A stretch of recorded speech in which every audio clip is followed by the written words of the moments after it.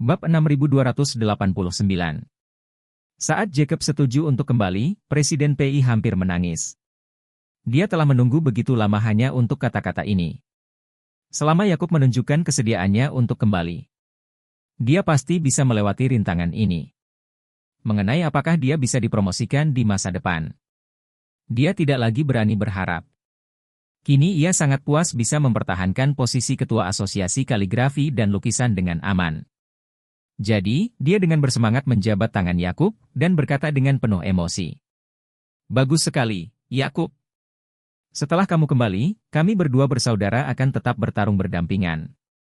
Jangan khawatir, saya akan menemukan peluang dan cara untuk mempromosikan Anda sedikit demi sedikit." Yakub telah kehilangan kepercayaan dasarnya padanya, jadi dia berkata dengan acuh tak acuh. "Apakah kamu akan dipromosikan atau tidak? Jangan bicarakan itu sekarang." Setelah itu, Jacob sengaja berpura-pura keren. Jadi dia menunjuk ke gerbang megah Thompson di belakangnya dan menghela nafas. "Yah, sebenarnya itu bisa dilihat dengan keadaan keluarga dan usiaku. Saya sebenarnya tidak perlu bekerja keras. Alasan saya bekerja di Asosiasi Kaligrafi dan Lukisan adalah karena saya menyukainya. Saya akan melakukan pekerjaan ini jika saya senang, dan saya tidak akan melakukannya jika saya tidak bahagia. Mengenai posisi saya di masa depan, itu tidak masalah. Tidak peduli seberapa tinggi posisinya. Saya mungkin tidak mampu membeli rumah di Thompson." Saat Yakub mengatakan ini, dia sebenarnya sangat tidak aman. Meski rumah di Thompson memang sangat mahal, dia tahu bahwa rumah ini tidak dibeli sendiri, namun oleh menantunya yang menipu orang lain dengan melakukan feng shui. Orang selalu mengatakan bahwa orang yang tinggal di Thompson adalah orang kaya atau bangsawan. Namun Yakub tahu betul bahwa keluarganya sebenarnya tidak kaya dan bangsawan. Secara kebetulan dia sampai di sini dan menjadi pemiliknya. Yang ingin dia lakukan sekarang adalah menunjukkan kepribadiannya yang kaya dan mulia di hadapan Presiden PI. Agar dia tahu kalau dia tidak terlalu tertarik dengan pekerjaan ini. Presiden PI tidak mengetahui kedalaman sebenarnya dari Jacob.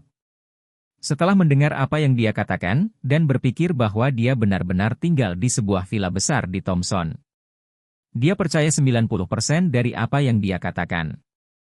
Kemudian dia tidak bisa menahan diri untuk tidak mengeluh dalam hatinya. Jacob tinggal di sebuah villa senilai 100 atau 200 juta yuan. Bagaimana dia bisa menganggap serius pekerjaan di Asosiasi Kaligrafi dan Lukisan? Dan aku mempermainkannya, sialan.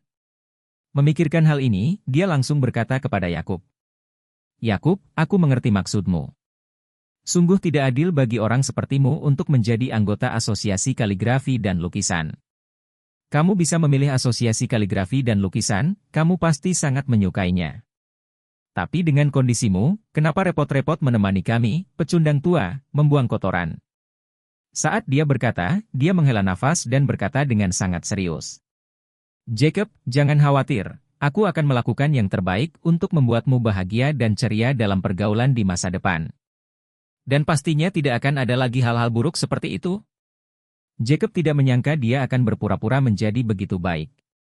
Nampaknya status Thompson ini memang sangat meyakinkan. Jadi dia berkata kepada Presiden PI, "Presiden PI, kamu telah menyentuh hatiku kali ini. Saya pergi ke Asosiasi Kaligrafi dan Lukisan hanya untuk bersenang-senang. Bukan untuk menghasilkan uang atau untuk pembangunan, jika aku bahagia. Jangankan tidak menghasilkan uang, saya bersedia membayar uang. Jika saya tidak senang, meskipun Anda memberi saya gaji 2 kali lipat, saya tidak akan mempertimbangkannya." Ya. Presiden PI berulang kali mengangguk setuju dan berkata, "Sebenarnya, Jacob, aku sudah melihatnya sejak lama. Anda datang ke Asosiasi Kaligrafi dan Lukisan hanya untuk bersenang-senang. Dengan kondisi keluargamu, bagaimana mungkin kamu bisa meremehkan hal-hal sepele dalam pergaulan?" Bab 6290. Kemudian Presiden menambahkan, "Tetapi Jacob, saudaraku, saya mengatakan yang sebenarnya. Terkadang Anda tidak bisa memiliki mentalitas main-main seperti ini. Bagaimanapun, kami adalah sebuah asosiasi. Jika Anda memperlakukan segala sesuatu sebagai permainan, banyak hal yang tidak akan rumit. Dalam pergaulan, jika Anda tidak teliti, orang lain akan mudah menangkap Anda. Lihat apa yang kamu lakukan dengan Ervin kali ini. Saya dapat melihat bahwa Anda juga orang yang sejati. Kamu tidak senang dengan pria Yao itu. Jadi kamu main-main dengannya hanya untuk bersenang-senang. Tetapi begitu hal semacam ini terungkap, itu memang mempengaruhi perkembangan Anda dalam pergaulan. Jacob juga tahu bahwa perkataan Presiden PI memang masuk akal. Dan dia mendefinisikan dirinya sebagai orang sejati. Yang membuatnya merasa nyaman. Tidak sedikit, jadi dia mengangguk dan berkata, "Memang benar aku sedikit impulsif. Saya pasti tidak akan melakukan kesalahan ini lagi di masa depan." Presiden PI menepuk pundaknya dan berkata, "Jacob, mari kita berhenti di sini dan melanjutkan. Di masa depan, kami akan tetap menjadi teman baik di asosiasi. Aku akan selalu mengingat urusanmu. Jika kamu tidak mempercayaiku, kamu hanya perlu menunggu dan melihat tindakanku yang sebenarnya." Meski Jacob masih marah dan tidak lagi mempercayai Presiden PI. Dia mengangguk dengan sangat bijaksana saat ini dan berkata, "Oke, karena Presiden PI berkata demikian, maka saya pasti akan mempercayai Anda." "Baik." Presiden PI berkata sambil tersenyum, "Di luar cukup dingin, saya tidak akan menahanmu terlalu lama. Itu saja. Lihat kapan Anda merasa nyaman. Jika Anda tidak ada pekerjaan akhir-akhir ini dan ingin kembali bekerja lebih awal. Kalau begitu datanglah ke asosiasi besok pagi.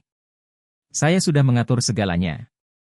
Jika Anda merasa belum cukup istirahat dan ingin istirahat beberapa hari lagi, tidak masalah.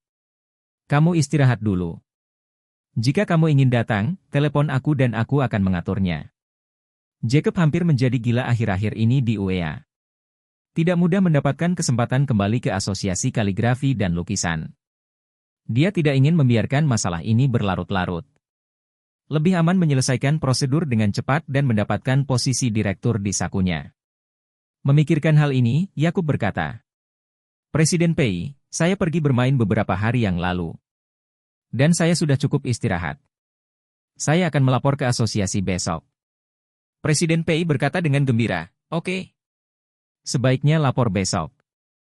Ayo cepat selesaikan masalah ini." "Baik." Jacob berkata, "Sampai jumpa di asosiasi besok pagi. Ini sudah larut. Kamu harus kembali dan istirahat lebih awal." "Baik." Presiden PI mengangguk dan berkata, "Kalau begitu sudah beres. Sampai jumpa besok." Keduanya berpamitan di depan pintu gerbang komunitas. Jacob berbalik dan berjalan pulang dengan gembira. Presiden PI pun ikut senang dan kembali ke mobil dengan perasaan lega.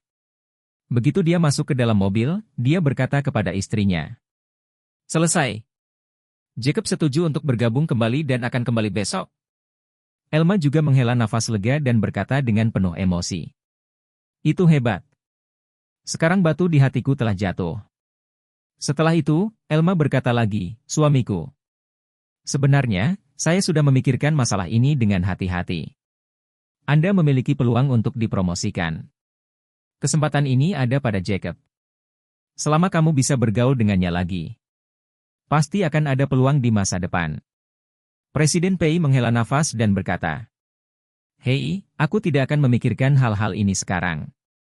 Semakin besar harapannya, semakin besar pula kekecewaannya. Mari kita urus hal ini dulu." Saat Jacob kembali besok, orang-orang di bawah mungkin akan bergosip lagi. Mereka tidak berani mengatakannya secara terbuka. "Tapi aku tidak tahu bagaimana mereka akan mengejekku di belakangku."